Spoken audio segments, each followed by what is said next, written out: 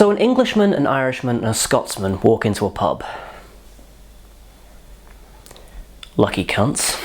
Hello everyone and welcome to John Drinks, the channel in which I, John, have a drink. And today we're going to be covering a vodka, but you're probably wondering about that clip at the start of the video. So Edinburgh and the central belt of Scotland have been told to close all their pubs again because it's all our fault, apparently.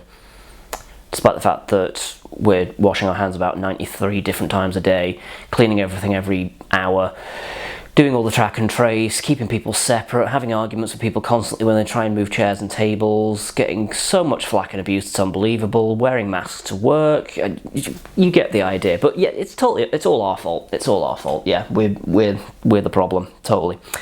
That was a protest in Edinburgh, and there were other ones happening in Aberdeen and Glasgow as well, and other areas of the country as well, basically where bars were dumping out their excess ice as sort of a show of kind of everything that's getting pissed down the drain, basically. So 16 days in theory, probably going to be longer, because it's our fault. It's our fault. It's totally our fault. Everything's our fault. Everything's the fault of alcohol, according to Sturgeon. Anyway, so ironically, that's a great time for me to get pissed. So today we're going to be doing a vodka, which is not something we do very much, but I thought, seeing as everything is the fault of alcohol in Scotland just now, I would turn to one of Scotland's most popular drinks, which is vodka. Just in terms of sales, people neck this shit up here. So I thought I'd go with a quality vodka. Because despite the fact that it's all our fault, I do try and, sort of push people to drink less and better. Clearly not working because, virus, my fault. This is Brochan, and this is an oat vodka. And I first came across this stuff 2 years ago? 2 odd years ago? Yeah. It's been on my radar for a while, and I've been meaning to talk about it in some kind of meaningful way.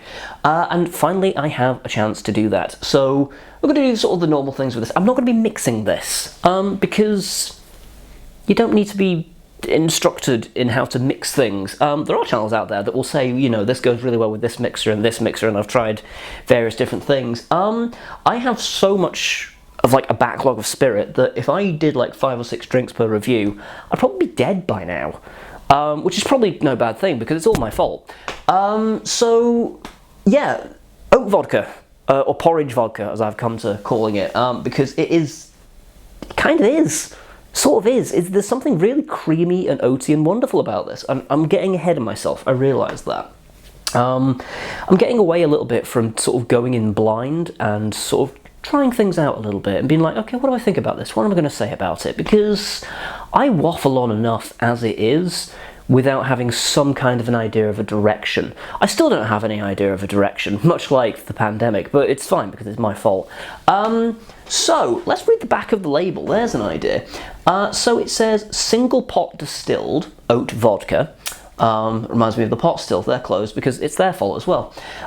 Made with Scottish oats from farms in East Lothian and the Outer Hebrides, using the purest water naturally filtered through the ancient mountains of Scotland. It's not their fault. 43%, 700ml. Our vodka is crafted with care. Please enjoy it that way.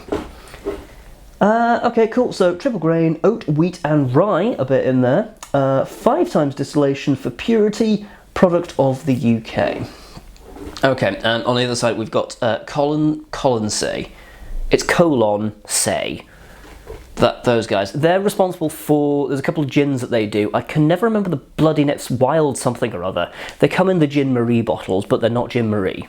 You know the ones I'm talking about. Proudly distilled in partners with Langley Distillery. Oh, didn't know that actually. Okay, cool. So this is technically a collab. That's collaboration. Collaborations, it's their fault.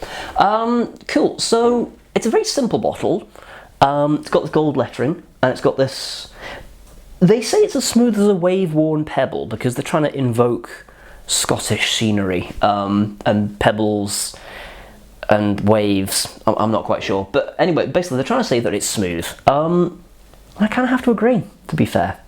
But we'll get it into a little nosing glass thing, and I'll try it neat, and then I'm going to try it a different way.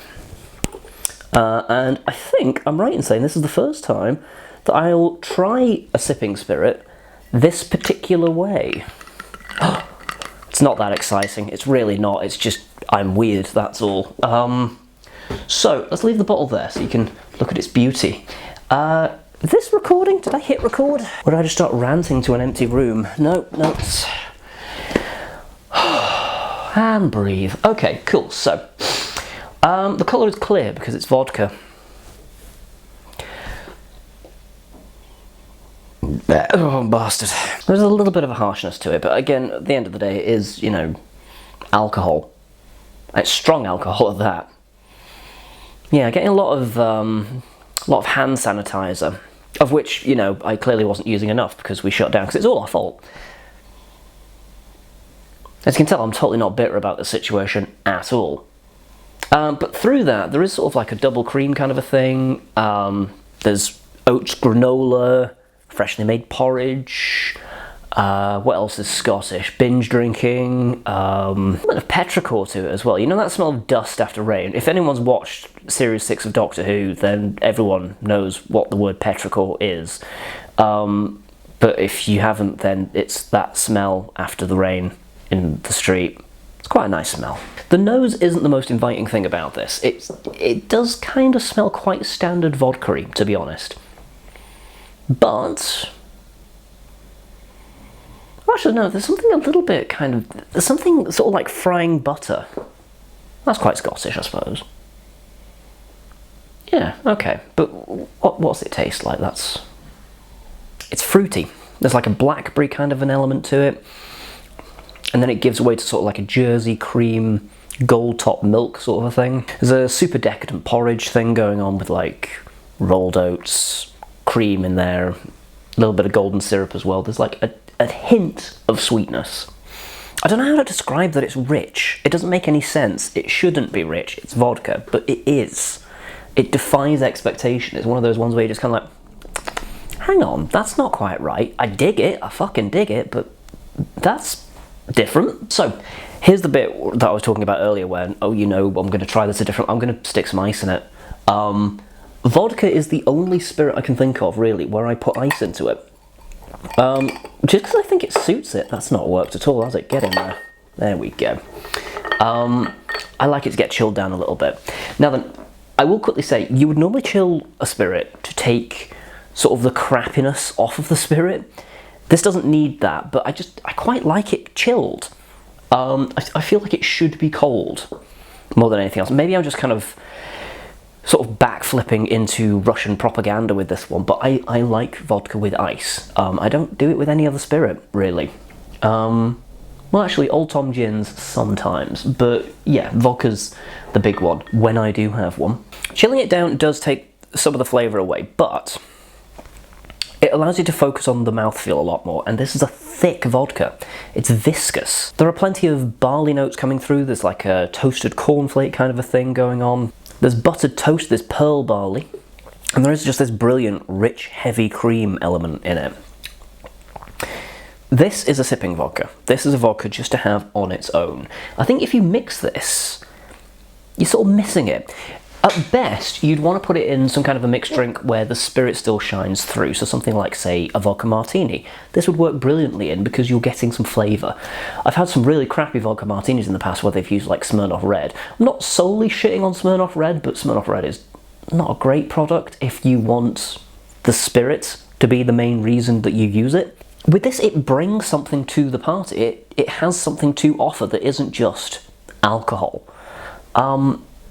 Which is good, actually, because it is also considerably stronger than your bog standard vodka. A good 5.5%, which is nothing to be, I mean, that's a, you know, middle of the road IPA added on top, right there. Think about it that way. The natural sweetness coming from the grains that they've used. It's a beautiful vodka, it really is, and I would recommend people pick it up. It normally retails for about £34, so it's not the cheapest, but unlike other vodkas in that kind of price bracket, it actually tastes of something. Most vodkas in that price bracket are basically just alcoholic water. They taste of nothing, they have no substantive flavour. And I know that because I've tried them, and do you know what? They're lovely. if you just want nothing. Whenever I've tried Grey Goose, it's just kind of like Volvic that gets you fucked up.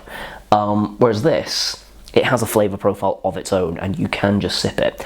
It's a fantastic one if say, for example, you like sipping drinks neat anyway, like you're a rum sipper or a whiskey drinker, but you just kind of want a break. This is a fantastic go-to. It's weird because it is also more expensive than some whiskies out there, but it offers so much. And it's just kind of something to have on standby every now and then. You're not going to be turning to it all the time. It's sort of a special occasion vodka. And it's a talking point as well, because no one's really fucking heard of it.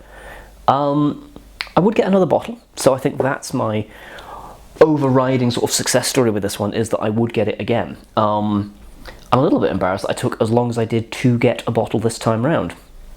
But let me know down below, do you have any particular vodkas that you are a fan of? Do you like drinking vodka neat, or do you prefer to mix it with other things? What is the worst vodka you've ever had? Let me know down below, or the worst vodka story. Tell some tales. Let's share the horrible, horrible nightmare times. Thumb this video if you think it's all my fault, and do join me next time where I'll be drinking something else.